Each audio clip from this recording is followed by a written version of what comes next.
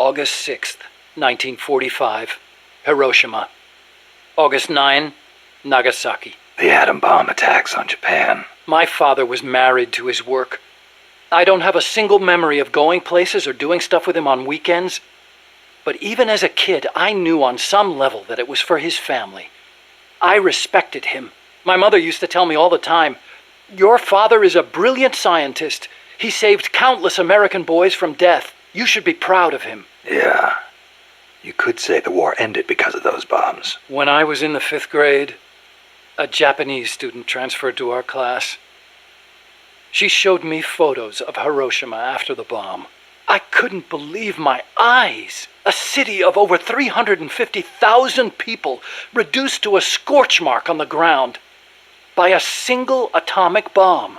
Houses blown off their foundations, burned to ashes. The only things left standing were the skeletons of steel-framed buildings. And it wasn't just the buildings. Blackened corpses on the side of the road. Survivors covered head to toe in severe burns. Within a few months, over 70,000 had died in Nagasaki, twice that in Hiroshima.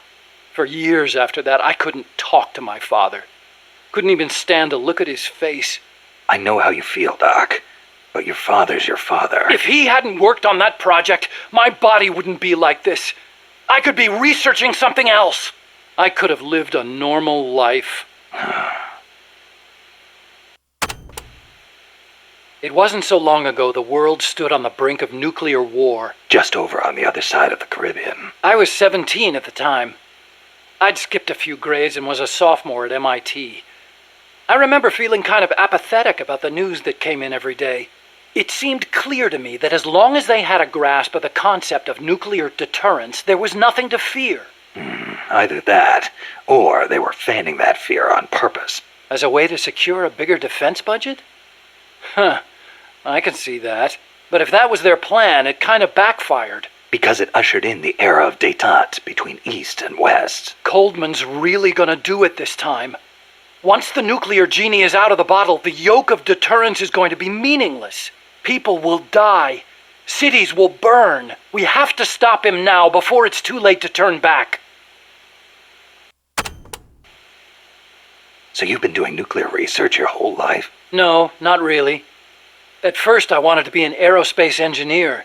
For me, the Sputnik launch was a good shock, not a bad one. I thought the age when science was used for war was over, and that a glorious age of space exploration was dawning. The year I skipped ahead and got into MIT, Gagarin went into orbit, which made me more excited than ever. Of course, even back then, I knew the space race was just another facet of the Cold War. Moscow had a leg up on us, and we were desperate to catch up. I know. But for me, it was a happy time. I joined NASA, got to do the kind of research I loved.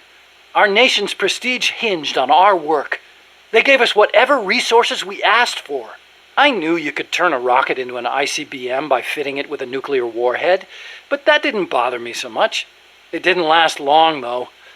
The space and nuclear arms races took up enormous sums of money. America beat Russia to the moon, but that's where it ended. Then came détente. Exactly. NASA's budget was slashed as a result. My father being a nuclear expert and all, they put me to work on a more obvious deterrent: missiles. At NASA, I'd been researching a locomotion system for lunar exploration. Tires aren't suited to driving around on the moon, you know. And that's how I caught Coldman's eye.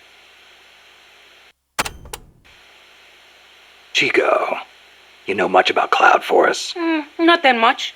All I know is there's a world of difference between a rainy rainforest and a foggy cloud forest. But they have some things in common. But like, for instance, you gotta watch out for poison dart frogs. Both rain and cloud forests have high humidity, so they're perfect environments for frogs and other amphibians. I mean, it's not like just touching a strawberry poison dart frog or a dying dart frog is going to kill you, but don't eat them, no matter how hungry you get. I can get all the rations I need from Mother Base. No jungle food for me this time. Seriously? You're not disappointed you don't get to eat wild animals? What do you think I am? Just kidding. In Colombia, though, there's a frog, the golden dart frog, that's lethal to the touch. How do you know all this? Come on. Don't you think poisonous animals are cool? Not if you get poisoned by one. Well, obviously. One more thing. When you get to the forest, be on the lookout for Bigfoot. I think I'll be okay there. Bigfoot is an ape-man that lives in the Rocky Mountains. In the local Indian language, he's known as Sasquatch. And get this, he's over 3 vara. Can you believe that? So he's kinda like a gorilla? Completely different. Even the biggest gorillas only get to about 2 vara, and they walk on their knuckles. Bigfoot's big, and he walks on 2 feet, like people. So he's more man than ape. Probably. His ancestors must have split off from humans at some point. Like before they started using tools and stuff. Yeah, but aren't the Rockies kind of far away from here? Not that far. According to Darwin, humans came all the way over here from Africa. Plus, there have been sightings in Venezuela of an ape-man called Mono Grande. Costa Rica has tons of plant and animal species. So I'd expect there to be at least one kind of ape-man. At least. Gotta admit, I've never heard of Mono Grande. Yeah, he's not as famous as Bigfoot. He's similar, but he lives in Venezuela. He's not that big, less than 2 vara, but he's way more ferocious than Bigfoot. Huh. I wonder just how mean he is. Like when he catches his prey, does he punch it to death? That's the law of the wild. You catch your prey, you kill it, and you eat it. Yeah. But punching is way more ferocious than biting. Well, maybe it seems that way because that's what humans do. You really love UMAs, don't you, Chico? Do you know what I think? I think UMAs should be dangerous. Otherwise, where's the fun in hunting them? That coffee you guys brought us is pretty damn good. Isn't it? Costa Rican coffee is the best. The Central Basin has all the right conditions for growing coffee.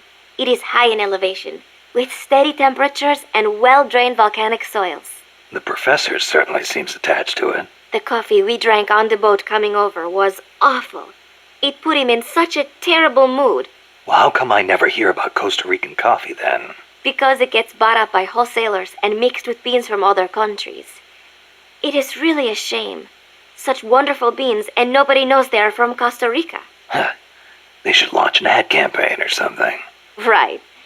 I hope one day people will recognize Costa Rican coffee for what it is. I'm with you there. Are there any large-scale ruins in Costa Rica, Paz? There is a place east of Cartago called Guajabu. They have ruins there, but they're not especially big. Not the place I'm thinking of. Any others?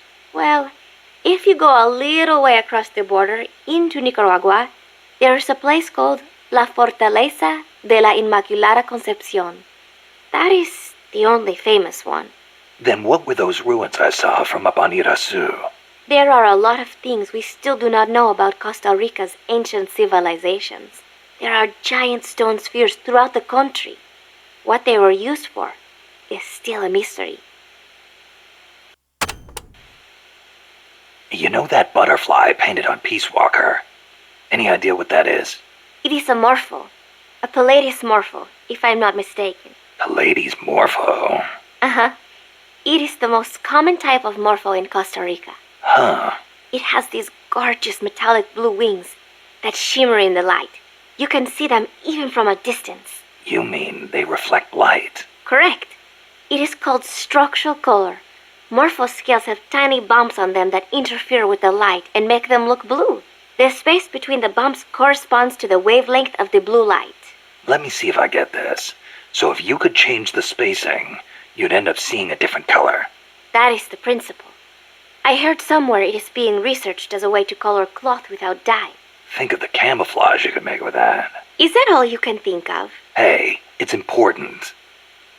What I don't get is why they'd put a butterfly on Peace Walker. Maybe because it looks pretty. I hope that's all it is. My mother was the one who named me Paz.